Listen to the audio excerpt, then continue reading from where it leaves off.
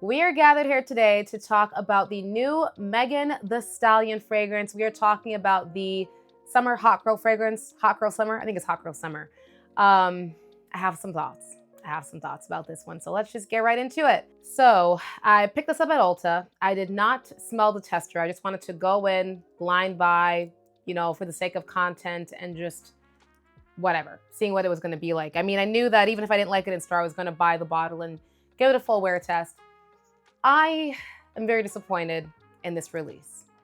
I don't feel like this was the type of release that I was hoping for from our girl Meg. But let's start with the positive. The positive to me with this fragrance is the packaging, the bottle. I love this really unique, cool flame style. I love the gradient color that you get from the orange to the red and all that. I think it's really, really pretty. It's glass. It feels like something that would be more expensive than $84 for a full size. So I really do enjoy the bottle. One of the best celebrity bottles, probably up there with the Billie Eilish bronze statue for me, okay?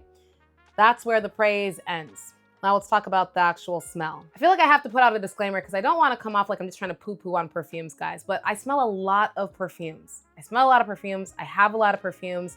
And I really feel like perfumes are not what they were 20 years ago, right? We have a lot more brands, a lot more releases. And I think that's because a lot of brands know that it's easy, of course, to make money by selling perfumes. And because of that, I think a lot of the releases are just underwhelming, not a lot of love and care put into them, and kind of like just very mid or basic copies of something else, okay? So when I smell that, I'm gonna call it as it is. This perfume is incredibly boring, very, very safe, and a very, very mass appealing DNA. Now, I do not think that mass appealing DNAs are bad. Some of my favorite fragrances are mass appealing DNAs, right? Because all that means is that a lot of people like that perfume. But boring is something else entirely. You can be mass appealing and not be boring. This is very boring. This smells like you went to one of those like make your own perfume places and you didn't go to a really good one. So the ingredients are kind of like just basic and you make your own perfume. And yeah, you go home leaving with something that smells nice, but it's very weak. It doesn't smell like anything special. It smells like just your typical base that is kind of circulated around the different designer brands that are trying to be more affordable. We only have 3 notes that are listed for this scent. Coconut milk, orchid in the heart, and vetiver oil in the base. I'm sure there's more, but that's all we have listed. When you first spray this perfume, you do get this sweet coconutty aroma with a bit of like a woodiness that I'm assuming is coming from the, which I'm assuming is coming from the vetiver. And then you also get the floral heart. I was worried about the floral. I thought it was gonna be too floral, too strong. Because of how soft this overall scent is, you don't have to worry about the floral. It's not gonna be anything crazy. Overall, I would describe it as a soft, slightly sweet, slightly tropical because of the coconut fragrance with a little bit of a woody dry down that disappears on my skin and my husband's skin that I also tested it on within like an hour at most on me. So nothing special, nothing to write home about. If I were to receive this fragrance and it was from any other brand, not that I received this fragrance, I bought it, but if I were to buy a fragrance that smelled just like this, but was from a Middle Eastern brand or from an actual like designer brand, Gucci, Coach, whatever, I would say this is overpriced, so boring, so basic. Like, what is this?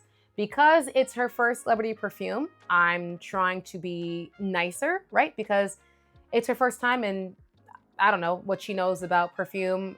This is her first time. So I feel like some grace should be given. But even in comparison to other celebrity perfumes, I feel like celebrity perfumes get a bad rep in general because, you get that stigma of it's just a perfume that's made by some random person with like a white label and then they just slap a celebrity face on it. I don't know what the process was of Meg making this fragrance, but that's what this kind of smells like to me. It doesn't smell like what the Meg the Stallion character embodies. I don't know what kind of perfume Megan the person would like to wear, right? I would never try to assume that. But the type of perfume that you would assume Megan the Stallion to wear, I would say spicy, a little sweet, and strong. That's her persona, like a strong, spicy, sweet person, like a hot girl summer. I mean, it's called hot girl summer. This isn't giving hot girl summer. This is giving very soft, girl next door, safe, don't want to take a risk. Give me just the base of that designer perfume that you, again, circulate to other companies, and we'll put a little razzle dazzle on top, put it in an amazing bottle, and you will have a hot girl summer. This is not giving me hot girl summer, no. This is giving me cool, crisp, lukewarm bathwater summer, unfortunately. So if I were not a content creator and I were just smelling this on, skin at the store, testing it out, would I buy it? Absolutely not. Absolutely not. Now, again, it's not a bad smell, right? It's not like there's anything offensive in this fragrance. When I asked my husband what he thought of it, he said, it's not bad. He's not repulsed by it, but it's just like a very soft, barely there, sweet smell. That's what it smells like, a very soft, barely there, sweet smell. So if you're someone who's like, looking to be picky about what you buy, I definitely don't think it's a safe blind buy because of that. The smell itself is not offensive, but I just personally don't think it's worth the money, aside from the fact that it's a cool bottle. But some people are just looking to buy it because it's from Meg Thee Stallion and they want to support her. And so, they'll buy anything that she makes, which is fine. Everyone has different reasons for why they're looking to buy a perfume. But if you are someone who's focused on like wanting a really nice smell, maybe you want something that's going to be strong, or you want something that's going to be unique, or just give you something, I would highly recommend testing it first at Ulta and not blind buying it, because there's just not much to say about this perfume.